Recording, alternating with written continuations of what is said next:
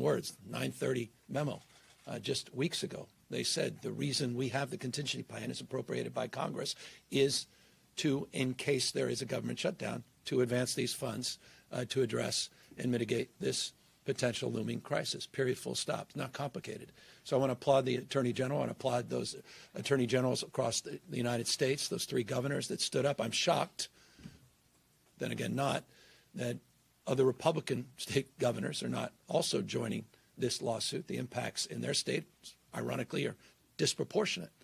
Rural, red parts of this country, the impacts to these cuts are disproportionate. That said, the reason I'm not shocked is these are the same group of people in the Republican Party representatives that supported the big, beautiful bill that looked to cut $186 billion from SNAP over the next decade. They approved that. They promoted that. This is their policy. This is what they support. This is, in many respects, a preview of things to come. $186 billion 10-year cut to food stamps to SNAP in the big, beautiful bill, impacting in California. We estimate 395,000 people that will lose their coverage because of the new criteria and new requirements in that bill. I find it also interesting that the Senate's going to be having lunch today. Lunch to discuss cuts to food programs. Hope they enjoy their lunch. Just paint that picture. Attorney General painted the picture of the ballroom. I just want to paint the picture, the situational reality of what is and what is not occurring in Washington, D.C. The Speaker of the House of Representatives, remarkably once again, lied when he said, well, it's a government shutdown, there's nothing we can do about it. You can see the board right behind the Attorney General. There's been situations in the past consistently. This program has been funded during government shutdowns. He lied. Once again, he lied. It's also interesting to me because I spent a little time at a wonderful Jesuit university. If there was anything I remember about my 4 years with Father Cause, is that the New Testament and Old Testament have one thing dominantly in common.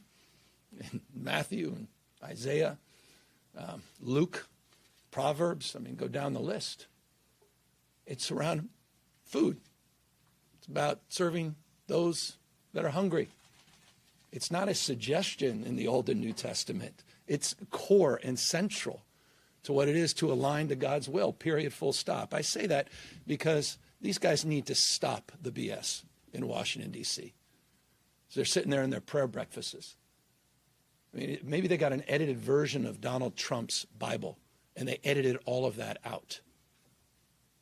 I mean, enough of this. Cruelty is the policy. That's what this is about. It's intentional cruelty, intentionally creating anxiety for millions and millions of people, 5.5 million here in our home state. So, again, our state of mind is pretty clear. We're going to win this lawsuit. And I want to thank the Attorney General and his team for outstanding job putting together the arguments and putting together the partnerships and the coalition to advance this lawsuit. I'll close briefly. In the absence of that success, California's fast-tracked the distribution of $80 million to the 50 food banks, the spoke and hub wheel that we have, this system networks that support about 2,500 pantries across the state. We fast-tracked the distribution of $80 million. Just last week, we had 397 members of Cal Volunteers that were sent out to support food banks across the state of California. Hundreds more will be deployed as needed. And we also called up the National Guard, 35 National Guard men and women. And I hope you saw some videos and some photos. Proud to be there. Proud to be the good guys. Proud to not, to separate themselves from their other assignments. Proud to be back at the food banks where they were during COVID, distributing over 800 million meals during COVID, providing logistics and support for our volunteers in our food banks. We have a cohort of about 150 that are available as requested. We're not forcing the guard on anyone as requested. They were requested in Los Angeles, and we hope others will consider the same throughout the state of California. In the absence of that, again, we'll continue to support our volunteers through Cal Volunteers and individuals that want to volunteer food banks. Final thing. This is a holiday season. This is when food banks are already busy. This is when there's already a lot of pressure and anxiety. And anyone that's bought coffee, you understand prices are through the roof, record-breaking prices. Inflation's out of control once again in this country. Ask any of us that bought a pound of beef. Many of you are buying Halloween candy. It's up 10.8%. Just since this administration took the oath of office. President, so desperate, he's overseas trying to clean up his mess. He's telling people to buy today foreign cars, which is extraordinary, and foreign beef. He's found $20 billion, didn't he? Found $20 billion to send to wannabe dictator in Argentina. Now he wants to buy beef from Argentina. $20 billion he found, but he can't provide as legally required $6 billion from a contingency fund that was set up precisely for this moment. That's about cruelty, period. That's all this is about. So respect to our AG, to our blue state governors leading the way, and shame on those Republican representatives in Congress, particularly those having lunch today as we discuss contingent plans all across the United States to help keep people fed and keep people from being hungry. With that, the AG is here to answer any of your questions. I'll start with an on-topic question, Attorney General. So process-wise, what do you anticipate just moving forward? Do you anticipate a judge making a ruling on a temporary restraining order? And then if I am a person that receives SNAP funding come this weekend, what should I anticipate? Great question. Thank you for the on-topic question. We are filing today both our complaint as well as a temporary restraining order request. The temporary restraining order requests move on an expedited timeline. We can get a hearing and a ruling. Sometimes we've gotten them the same day, sometimes the next day. And that will stop and block the withholding of the expenditure of the contingency funding and allow that contingency funding to flow just as we believe it should, just as it has every other time there's been a government shutdown, and start providing for SNAP benefits to flow to Californians and to all of the 26 states in the lawsuit. I do want to make a point to the governor's point. Every red state attorney general who is not part of this lawsuit, based on the recent U.S. Supreme Court decision in CASA, they will have to explain to their people why they didn't stand up against Trump's unlawfulness that deprived their people of food, their children and seniors and the disabled of food, and how they were craven and cowardly and did not stand up for the rule of law and uphold their oath. So they're not going to get benefits because they're not in this case. We will get benefits when we win this case at all 26 states that are seeking it. So we believe we can get a restraining order in short order, and that the SNAP benefits will flow as they should have been flowing already. I have an off-topic question, but I think both of you mentioned the ballroom. I want to first acknowledge that neither one of you are leading the Capitol Annex project, but Mr. Attorney General, you voted to approve it in 2018. Mr. Governor, the Department of General Services, which you oversee, is part of it. It has been 3 years since the legislature updated the public on the cost of that project. It is happening right now. I think maybe one of your windows could probably oversee it. You could see the construction is happening, but yet the legislature's Joint Rules Committee refuses to provide an update. We've reported that they have violated the Legislative Open Records Act. They are continuing to withhold public records.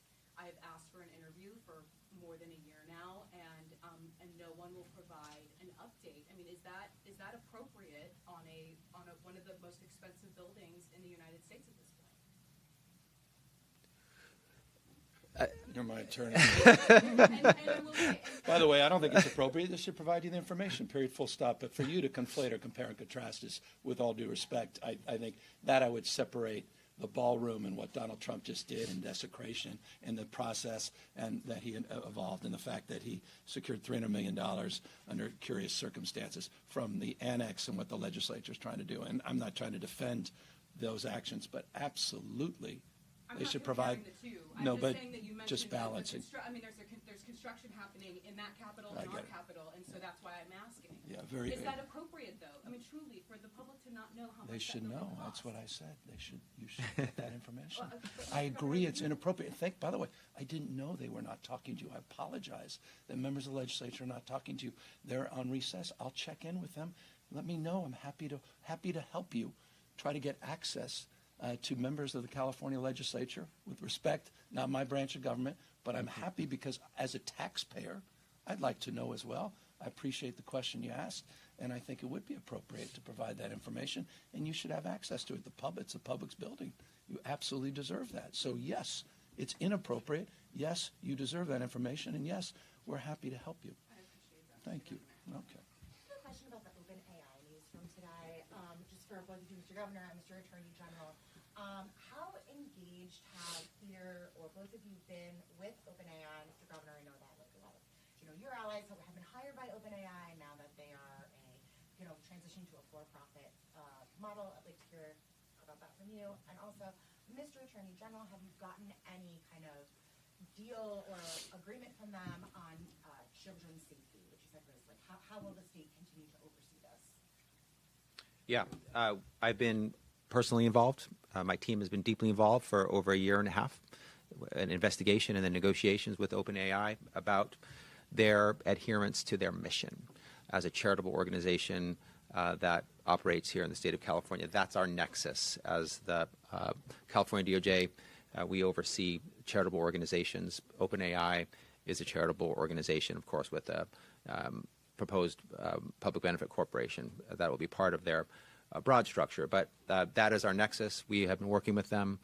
We entered into an MOU late last night with them that had major concessions on their part, in our view, that help them adhere to their mission going forward, ensure safety, including the safety of children going forward. That's part of their broader mission. Their mission is to have AI for the benefit of all humanity. Children are part of humanity. Children's safety is part of benefiting all of humanity. And so this was a moment in time where we got major concessions around, but we will get notice of any change in control of the board. We'll get notice of any change in mission. Importantly, we also got a commitment that they'll stay and operate in California. We believe that great nonprofits and great businesses can be based in California, grow in California, thrive in California, and be safe and create safety for those that they serve. And we expect OpenAI to do both. They must do both, as is required. So more details in the MOU.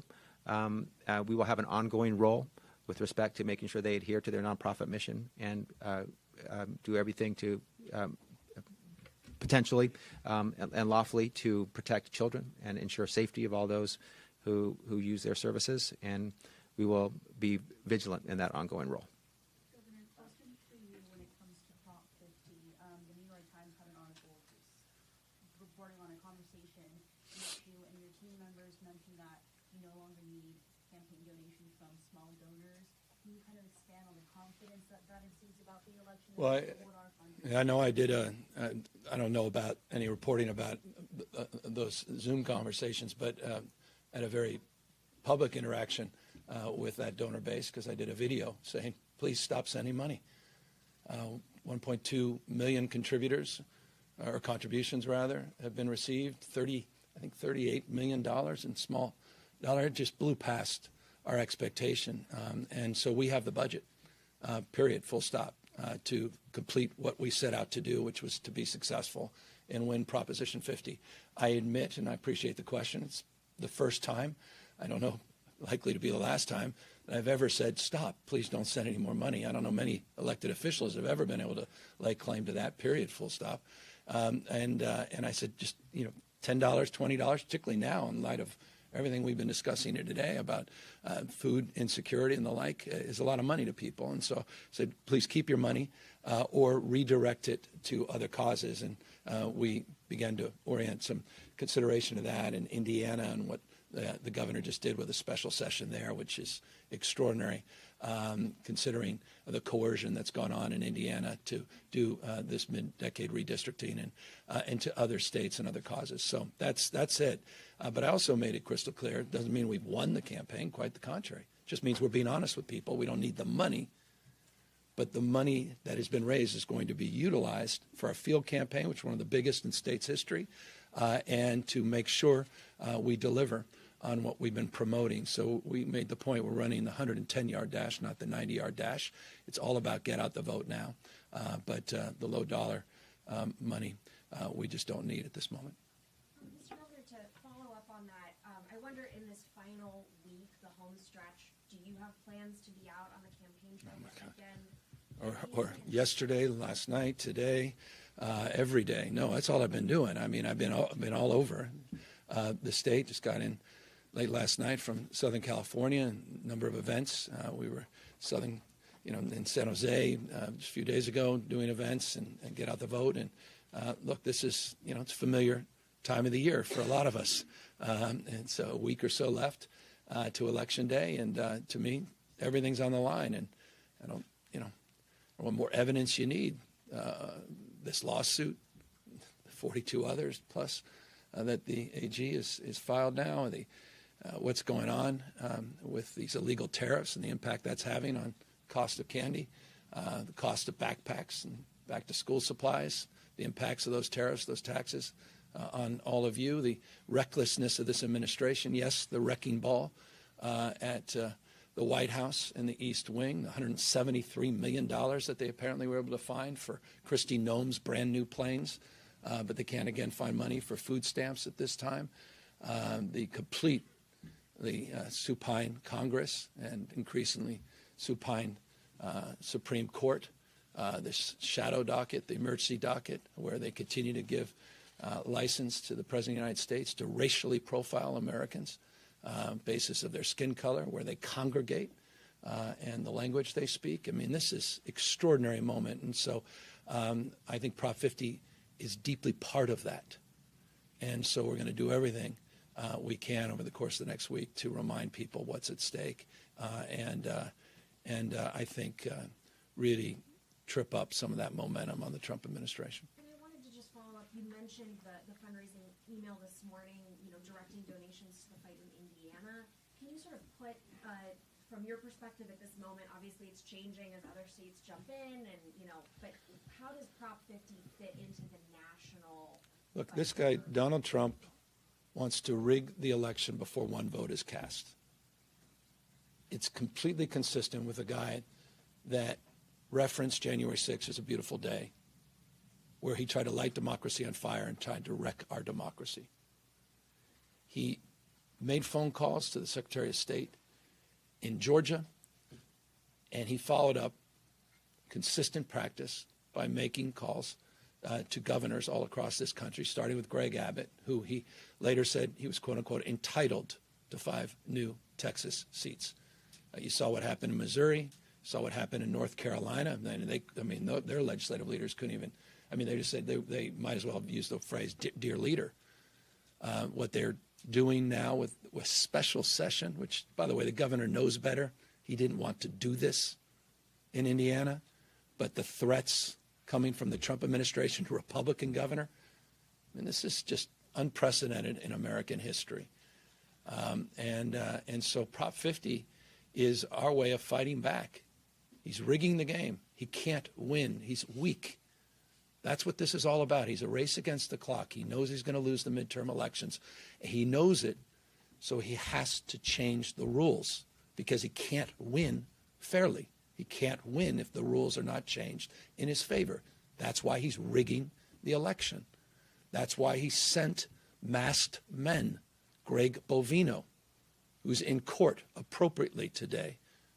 When we kicked off our Prop 50 campaign, he sent his masked men, his secret police. They at least appear to be acting as secret police, sworn in office, swearing an oath to the President of the United States. Listen to Bovino's defense of what he just did, throwing chemicals at people against a court order. He said, I work for the president. And Christie, no, you don't. You work for the people of the United States of America. You took an oath of office to the Constitution of the United States of America, not to one man. That's a preview of things to come, part of the rigging, part of the voter suppression. It's exactly why the National Guard were federalized through Election Day.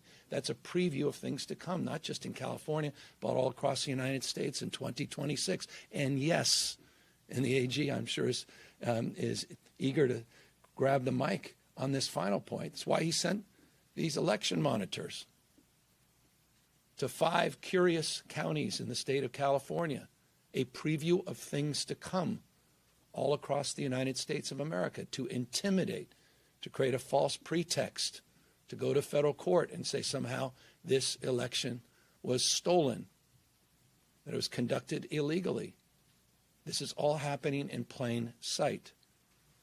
This is not about blue versus red. This is about red, white, and blue. This is about the United States of America. It's about what our founding fathers lived and died for. So Prop 50 is central to that. Being successful is foundational to that. And so we're fighting back. And we're doing it not just rhetorically. We're doing it substantively through lawsuits, litigation, policy making, and the work that Kim is doing and her team in terms of trying to address people's anxieties and fears and needs. And we're doing it substantively, the people of this state. And I think they're going to send a very powerful message to the rest of the country that there has to be a new approach to dealing with Trump and Trumpism, that what we've done in the past has not been working. He did not expect that we would go to the ballot. I think the best he expected is I would submit an op-ed and pray that maybe one of the major newspapers would pick it up. They didn't expect this. And the fact is, 1.2 million contributors, millions of people stepped up to this from all 50 states. That's why it's Prop 50. It's about the United States of America, not just the state of California.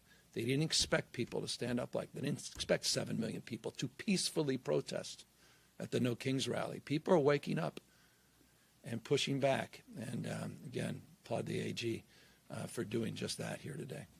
Mr. Governor, back to the SNAP issue, I think it's a cudgel by the Trump administration in this showdown with Democrats. And do you have any thoughts on how Democrats should proceed? And I also have a follow-up. Josh Hawley is trying to restore SNAP benefits. How serious is it? I applaud anyone that wants to restore sanity and restore benefits for those in need. So I appreciate that effort to the extent that it's a sincere effort, not a tactical effort. But as it relates to the shutdown, I think the Democrats have asserted themselves brilliantly on behalf of a core value, and that is health. They've highlighted, they're unified, they've highlighted an issue that transcends, that connects all of us together. And these extraordinary and exorbitant increases to health care costs that are going into effect at the same time they're cutting food stamps and benefits. Again, I'll connect back to the big, beautiful bill. There's an origin story here. It connects a thread. The largest cuts to Medicaid in American history were supported by Josh Hawley and the Republicans. They supported some of the largest cuts to food stamps and SNAP in American history, $186 billion over the next 10 years before this manufactured crisis, this decision that they're making, this choice they're making not to provide the contingency funds to mitigate the impacts during Thanksgiving, during the holidays when we give thanks and we come together as a community and as a family. They chose. That's cruelty. So this ends when Donald Trump decides to get back on a plane and come back to the United States of America and in good faith negotiate with a co-equal branch of government. He'll have time on the plane, and I would encourage him to read the Constitution of the United States of America. 3 co-equal branches of government. Popular sovereignty, the rule of law. President Trump, it's the rule of law, not the rule of Don.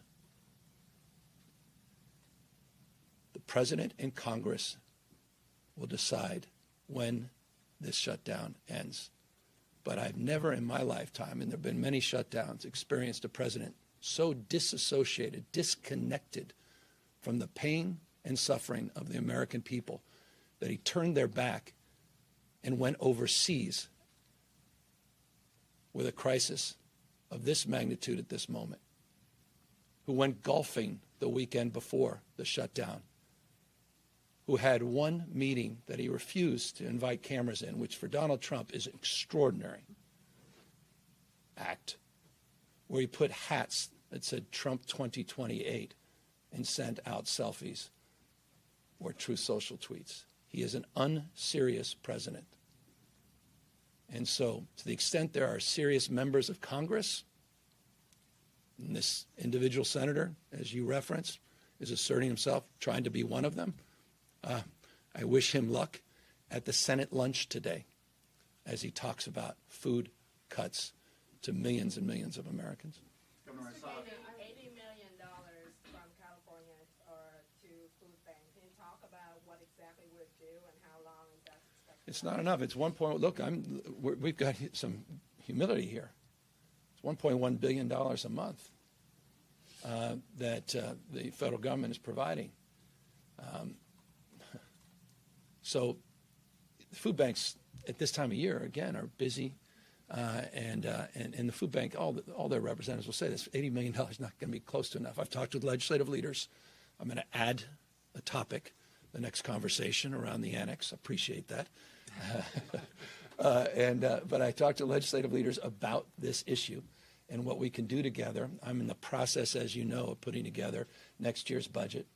This is when I get busy with the budget, which I'll submit in January, and additional resources that we can work together to find. Trying to do that for a myriad of other programs, from Planned Parenthood to issues across the spectrum because of what's happened in Washington, D.C., and have to find a way to balance all those things. But we were pleased to be able to work with agency to get those dollars distributed. And again, it's to 50 specific grantees, and then they work with hundreds, quite literally hundreds, over 2,000 specific pantries and programs throughout the state. We're encouraging more volunteers. We're bringing in our own volunteer corps, and again, the National Guard, to the extent logistics becomes a growing issue. But no, $80 million, I'm mindful, is not going to do the job, and so we're going to have to do more. Mr. Governor, I wonder if you have a pulse on the public perception of National Guard troops at food banks. Obviously, they're there to help with operations, but I imagine there might be some uneasiness given the last few months. Is there any concern that might scare people away from going into Yeah, that's why it's voluntary. It's why they're requested. And you know, one of the wonderful things, and I saw so many interviews with National Guard, and they're not, you know, they were so pleased to get back to what they do best. I mean, these are the same National Guard men and women. By the way, these are teachers, doctors, nurses. These are folks that work at food banks. These are your neighbors. These are healthcare workers. These are remarkable public servants and patriots. These are the folks that we deployed, 3,000+ of them, to help with the recovery for the fires in Los Angeles. I mean, the biggest problem we had, I'll remind you, with the National Guard in Los Angeles was the amount of food and water that they were receiving, the number of selfies that were being requested. It was overwhelming, the gratitude in every part of that county. It was really wonderful to see. Only Donald Trump could destroy that trust. And so on that topic, we're sensitive to that. But one of the great things to me that really sensitized me was redirecting to the mission to which they should be used for, was how grateful many of them were. And they said that. You'll see some of you have quoted, some of you have written about it, and I appreciate that. I think it's important. They're saying, thank you. This gives us a chance once again to reintroduce who we are and what we're about. We don't have masks on. We're not being told to hide. We're not coming in with guns. But I'm deeply mindful, not only mindful of the frame of your question, which is great. We also have met with advocacy groups and others that have expressed that concern. And we made the point, to the extent they're needed, we can use them logistics in the background. We can organize them in a very distinctive way. We'll curate that. And we're not trying to do things to you, but with you to the extent you need it. But the LA example was really wonderful and heartwarming. And I hope it's a model that will encourage others. Governor, we saw the interview this weekend. You've been asked about the president question over and over again. There was a different response this weekend on Sunday's CBS This Morning with Robert Costa. I'm just curious if you can shed some light on that. Nothing more. There's no. I was just being honest about the fact that people have conversations, and so I thought it'd be better to be direct as opposed to do the usual kabuki that politicians tend to do on the subject. But beyond that, there's quite literally nothing to add. Quite literally nothing more to add. Any message for Californians who are about to start buying their Covered California 2026 plans for you or for sectors? Yeah, I mean, look, some are going to experience 388% increase. 388% increase. That's what this whole government shutdown's about. To have the backs of tens of millions of Americans that are going to face unprecedented increase in their health care costs. We're living in a state with 6.4% uninsured. I want to contrast that, for example, in relationship to Prop 50. Greg Abbott, I believe the last time, you can quote me, but with an asterisk, the last time I checked, their uninsured rate was 16.7%. It's a taker state that takes more federal money and still provides less. 16.7% uninsured rate. California was at 6.4%. First state to provide universal health care regardless of pre-existing conditions, ability to pay, and regardless of your status. And then we run right into this brick wall with these subsidies. And the impacts are outsized for the state of California because of the number of people that rely, disproportionate number in our state that rely on these subsidies. So you saw, and we've put out charts on the Bronze Plan at Blue Shield and others. I mean, these are jaw-dropping increases, and those notices are going to go out. They went out, and we were pretty candid about it. Congress and the president have not been able to agree, and as a consequence, the premium increases are going to skyrocket. And so we're doing all we can to continue to support our leaders in Congress, House and Senate, to hold the line on behalf of Californians and the American people to support those subsidies. Not only support them in the short run, but support extending those subsidies beyond November of 2026. And we have time for just one more question. Mr. Bonta, are you staying out of the governor's race still? Is that still a plan for you? Well, I haven't said I wasn't going to run for a third term. I am staying out of the governor's race. I am honored, grateful, feel it's a privilege to serve as AG anytime, and particularly in these times. This is the most important moment and the most important job I've ever had. I want to give everything I have to it, my time, my attention, my passion, my energy, my focus. We have more than one case a week. We're fighting for the future of our democracy, rights, protections, the rule of law, our Constitution, and I want to be central to that fight on behalf of the people of this great state and this great country. So I'm completely focused on being the best AG I can. If I did have a third term, I wouldn't want to lose him as AG. He's doing an exceptional job, so I like that answer. Even if you thought that was a political answer, I don't know. You may have thought that. I don't know. Thank you, guys. Thank you.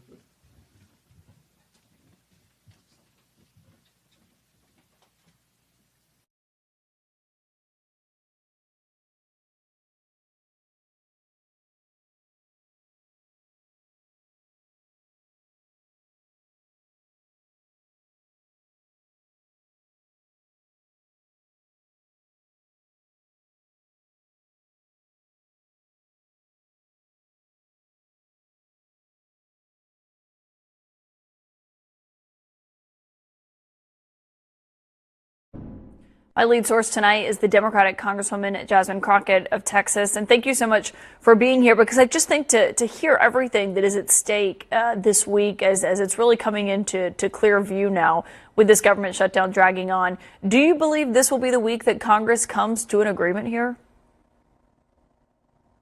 I have no idea. I mean, you started off talking about the fact that the president is in Japan. The president has time to do everything but what he needs to focus on. In fact, we heard the press secretary say that his main priority is the ballroom that no one asked for, the ballroom that requires him to destroy historic pieces of the White House. And so it doesn't seem like he's interested. It is my hope that his friends start calling him, Jeff Bezos, when those Amazon planes are not flying. Hopefully, he will listen to them, because he's not listening to the pain that the American people are suffering through. As, again, you played a clip and he said everybody's going to be in good shape. Who is everybody? Because when people are hungry, which people were already hungry in this country, we have not done right by those that have been struggling, because $6 a day to eat doesn't fix it.